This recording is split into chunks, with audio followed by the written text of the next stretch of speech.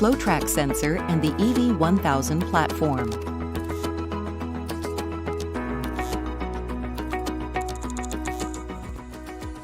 Proper setup of the FlowTrack sensor for use with the EV1000 clinical platform requires the following components: FlowTrack sensor with or without vamp system, radial or femoral artery catheter, arm board with radial arterial catheter, sodium chloride flush solution bag, 500 or 1000 milliliter, pressure infuser bag appropriate for flush bag being used, EV1000 clinical platform and components including Ethernet cable, bifurcated power cable, and mounting solution.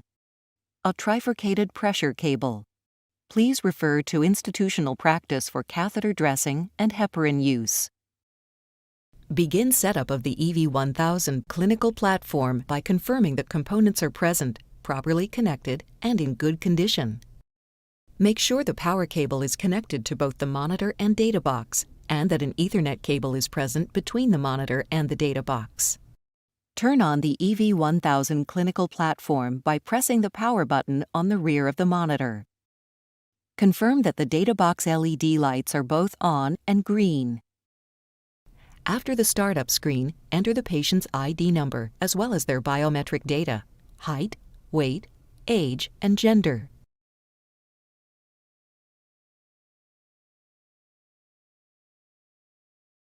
Insert the trifurcated pressure cable into the green and blue color-coded CO-CVP pressure connection on the back of the data box. Open the FlowTrack sensor kit using aseptic techniques and check that all connections are secure.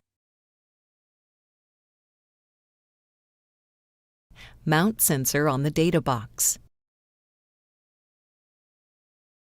Connect the green EV1000 clinical platform reusable pressure cable to the green connection on the FlowTrack disposable sensor.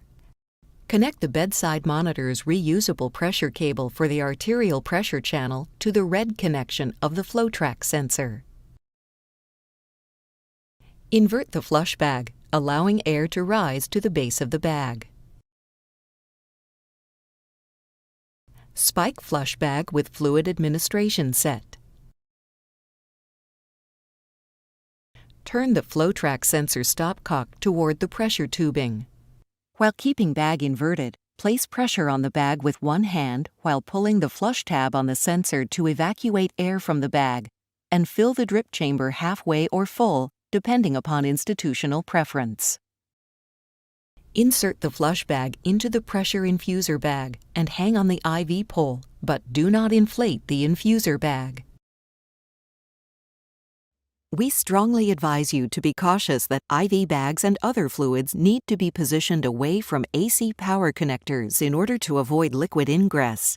Liquid ingress into the AC inlet can result in smoke, sparks, or fire if fluids are allowed to drip on this power inlet.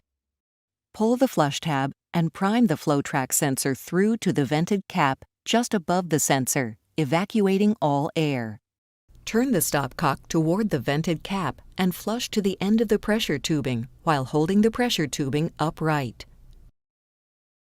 Pressurize the infuser bag to 300 millimeters mercury. Pull the flush tab for a fast flush and evacuate any residual air. Replace all vented caps in the system with non-vented caps. The above best practice in priming the system will mitigate residual air bubbles. Level the FlowTrack sensor to the patient's phlebostatic axis. Turn the reference stopcock of the FlowTrack sensor toward the pressure tubing and remove the non-vented cap. With the stopcock open to atmosphere, zero both the bedside monitor and the EV1000 clinical platform. Confirm that the EV1000 reads 0 complete and the monitor reads 0 millimeters mercury on the arterial channel. Turn stopcock toward the reference port and replace the non-vented cap. If a patient monitor is connected, confirm the presence of the arterial waveform. Set the blood pressure alarms on the bedside monitor as well as the displayed parameters on the EV1000.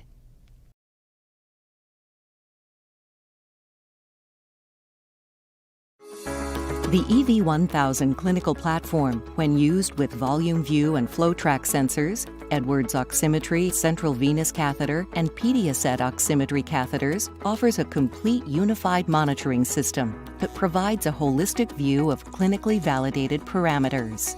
Experience what you need when you need it with the EV1000 clinical platform from Edwards Lifesciences.